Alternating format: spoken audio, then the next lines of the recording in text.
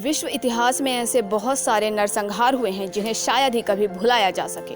एक ऐसा ही नरसंहार आज से करीब 25 साल पहले हुआ था, जिसके बारे में कहा जाता है कि महज 100 दिनों तक चले इस भीषण नरसंहार में एक दो नहीं बल्कि करीब 8 लाख लोग मारे गए थे। इसे इतिहास का सबसे भीषण नरसंहार कहें तो गलत नहीं होगा।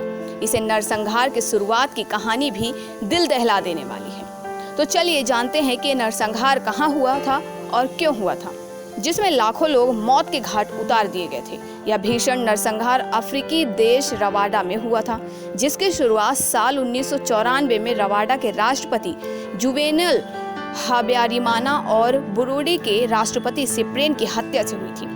उनके हवाई जहाज को ही उड़ा दिया गया था। इस जहाज को किसने मार गिराया था यह अब तक साबित नहीं हो सका है, लेकिन कुछ लोग इसके लिए रवांडा के हुतू चरमपंथियों को जिम्मेदार ठहराते हैं, जबकि कुछ का मानना है कि रवांडा पैट्रियट फ्रंट ने ये काम किया था। चूंकि दोनों ही राष्ट्रपति हुतू समुदाय से संबंध रखते थे, इसलिए हुतू चरमपंथियों ने इस हत्या के लिए रवांडा पैट्रियट फ्रंट को जिम्मेदार ठहराया। हालांकि आरपीएफ का आरोप था कि जहाज को हुतू चरमपंथियों ने ही उड़ाया था, ताकि उन्हें नरसंहार का एक बहाना मिल सके।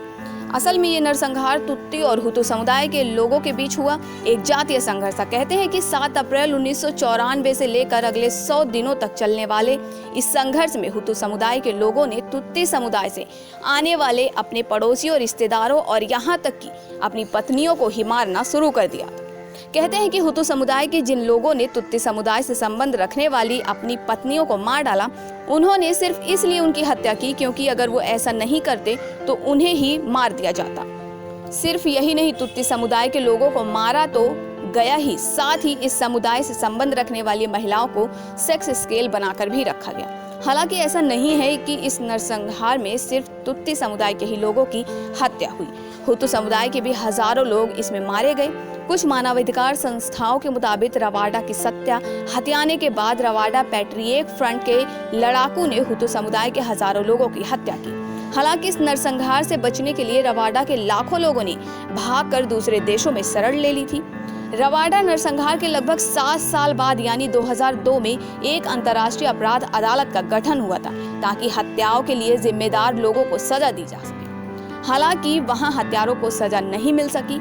इसके बाद संयुक्त राष्ट्र सुरक्षा परिषद ने तंजानिया में एक इंटरनेशनल क्रिमिनल ट्रिब्यूनल बनाया, जहां कई लोगों को नरसंहार के लिए दोषी ठहराया गया और उन्हें सजा सुनाई गई। इसके अलावा रवांडा में भी सामाजिक अदालतें बनाई गई थी, ताकि नरसंहार के लिए जिम्मेदार लोगों पर मुकदमा चलाया जा सके। कहते हैं कि मुकदमा चलाने से पहले ही करीब 10,000 लोगों की मौत जेलों में ही हो गई थी। माना जाता है कि जातीय संघर्ष में हुए नरसंहार की वजह से ही रवांडा में आज के समय में जनजातीयता के बारे में बोलना गैर कानूनी बना दिया गया है। सरकार की माने तो ऐसा इसलिए किया गया है ताकि लोगों के बीच नफरत न फैले और रवांडा को एक और जनसंहार का सामना न करना पड़े। इसी प्रकार की बड़ी खबरों में बने रहने के लिए हमारे चैनल को लाइक, सब्सक्राइब और शेयर करना ना भूलें।